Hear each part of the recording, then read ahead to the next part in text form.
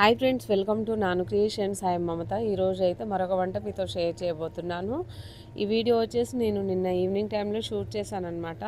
నేను ఏం వంట చేశాను, వంకాయ మసాలా కర్రీ చేస్తున్నానండి. కొంచెం ధనియాలు, కొంచెం జీలకర్ర, చెక్క, లవంగ, పల్లీలు, ఎండు కొబ్బరి ఇవన్నీ వేసుకొని మాడిపోకుండా మంటను లో ఫ్లేమ్కి అడ్జస్ట్ చేసుకొని మంచిగా వేయించుకుందాము. వంకాయ మసాలా కర్రీ అంటే ఈ ఇంగ్రీడియంట్స్ అన్నీ వేయాల్సిందే అండి. వేస్తేనే చాలా బాగుంటుంది. ఇందులో ఏదో ఒకటి మిస్ అయినా బాగుండదు అనమాట.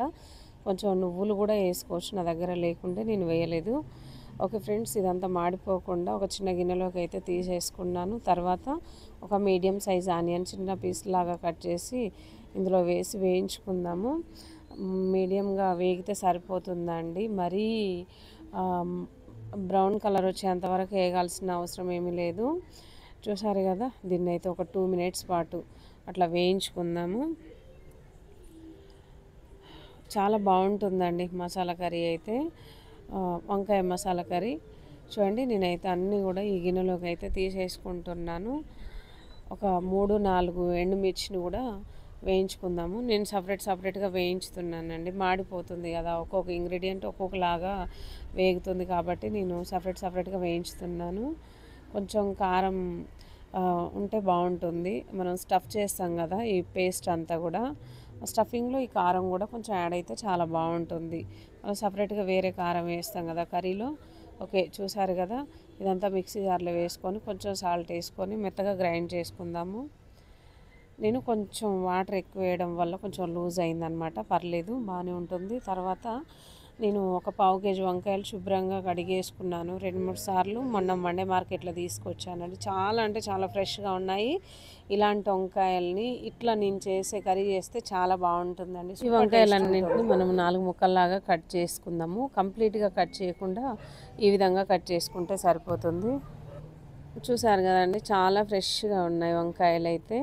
ఇవన్నింటిని కూడా మనం ఇదే విధంగా కట్ చేసుకుందాము. ఈ వాటర్లో నేను సాల్ట్ వేస్తున్నాను, తెలుసు కదా ప్రాసెస్ అందరికీ. మామూలుగా వంకాయలు కోసేటప్పుడు ఇట్లా సాల్ట్ వేసుకుంటే కనరెక్కకుండా, కలర్ చేంజ్ అవ్వకుండా, నల్లగా అవ్వకుండా ఉంటాయి అన్నమాట. ఓకే ఫ్రెండ్స్, చూసారు కదా, నేను వంకాయలన్నింటినీ కూడా కట్ చేసుకొని ఇందులో వేసేసుకున్నాను. ఆ తర్వాత వాటర్ లేకుండా తీసేసి కట్ చేసిన వంకాయల్లోకి పేస్ట్ ఉంది కదా, అందులోకి స్టఫ్ పెట్టేద్దాము. ఈ స్టఫ్ ఈ విధంగా మొత్తం అప్లై చేసిన తర్వాత ఇంకా కర్రీ ప్రాసెస్ అనేది స్టార్ట్ చేసేద్దామండి. ఇట్లా ఇందులోకి కూరుస్తుంటేనే మంచి స్మెల్ వస్తుందండి. ఇందులో చెక్క, లవంగ, ఇలాచి అన్నీ వేసాం కదా, సూపర్ అంటే సూపర్ టేస్ట్ ఉంటుంది వంకాయ మసాలా కర్రీ.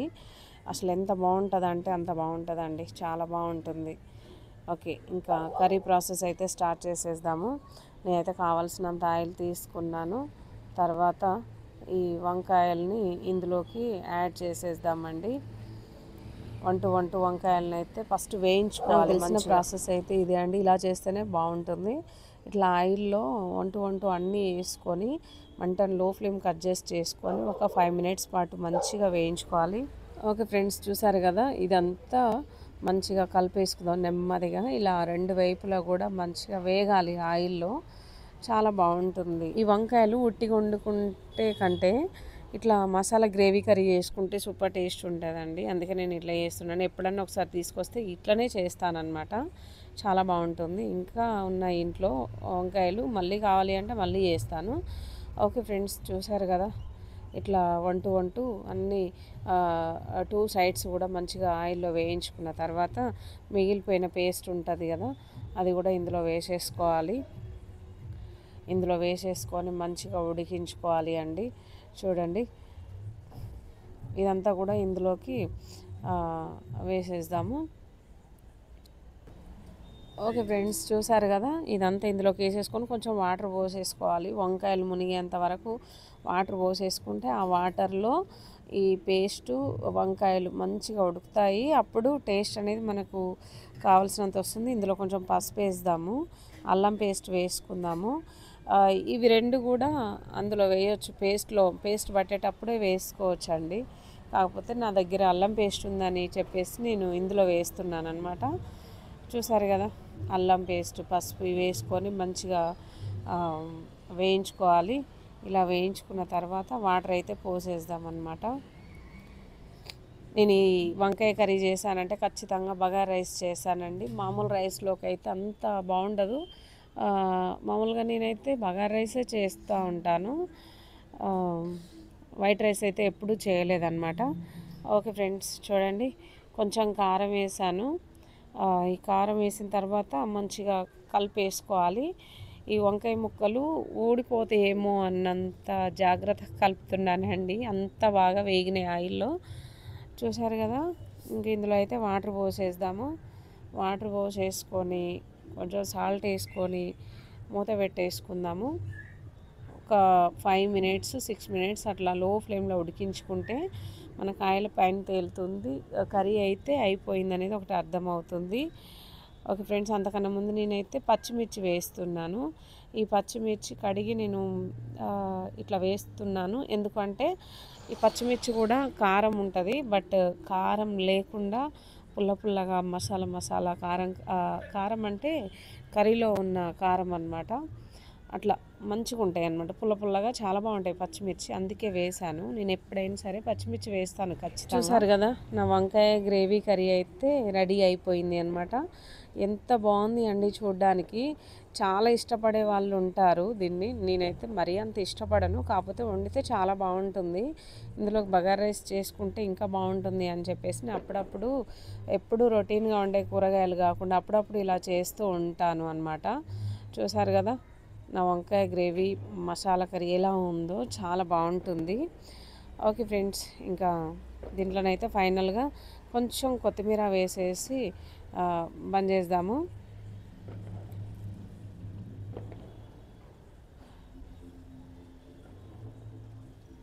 ఇది ఇద్దరికైతే ఫుల్గా సరిపోతుందండి. చాలా బాగుంటుంది కూర, చాలా టేస్టీగా ఉంటుంది. మనకి ఏది కావాలన్నా యూట్యూబ్లో చూసుకుంటే ఏ కూర అయినా ఈజీగా చేసుకోవచ్చు ఇంట్లోనే. తర్వాత నేను ఇక్కడైతే రైస్ కొరకు ప్రిపేర్ చేస్తున్నాను.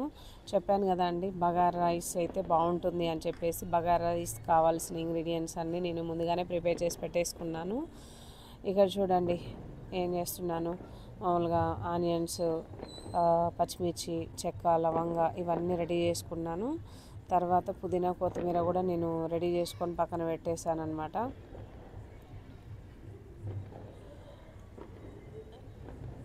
ఇవన్నీ వేసేసుకొని అల్లం పేస్ట్ వేసుకొని మంచిగా ఇవన్నీ వేయించుకుందాము.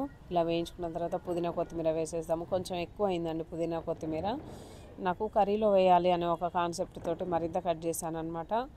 ఇంకా అందులో ఎంత కావాలో అంత వేసాను. ఇందులో రిమైనింగ్ వేసేసాను, మిగిలిపోయిందంతా కూడా. ఓకే ఫ్రెండ్స్, ఇదైతే మంచిగా ఆయిల్లో ఉడికించుకుందాం. కూరలో ఆయిల్ ఎక్కువ అయింది, అంటే మామూలుగా ఎంత ఉండాలో అంత ఉంది, కొంచెం ఎక్కువ అయింది. ఇందులో తక్కువ వేయాలి అన్నట్టు ఆయిల్ తక్కువ వేసాను ఇందులో. చూడండి, నేను రైస్ ఈవినింగ్ టైంలోనే నానబెట్టుకున్నాను. ఇంకా రైస్ అయితే వండాను. ఎంత బాగుంది అండి చూడడానికి. రైస్ చూడండి, సూపర్ ఉంది కదా. చూడ్డానికి తింటే కూడా అంతే టేస్ట్ ఉంటుంది. నేను బగారా రైస్ వండితే ఉట్టిది కూడా తినేయచ్చు, అంత బాగుంటుంది, అంత టేస్టీగా ఉంటుంది అనమాట. ఓకే ఫ్రెండ్స్, ఈ వీడియో మీకు నచ్చింది అనుకుంటున్నాను. నా వంకాయ బగారా రైస్ కాంబినేషన్ అయితే సూపర్ ఉంటుంది, చాలా చాలా బాగుంటుందండి. ఓకే ఫ్రెండ్స్, ఈ వీడియో మీకు నచ్చితే లైక్ చేయండి, షేర్ చేయండి. మన ఛానల్ని ఫస్ట్ టైం చూస్తే సబ్స్క్రైబ్ చేసుకోండి. అలాగే చిన్న లైక్ ఇవ్వండి వీడియో చూసిన తర్వాత.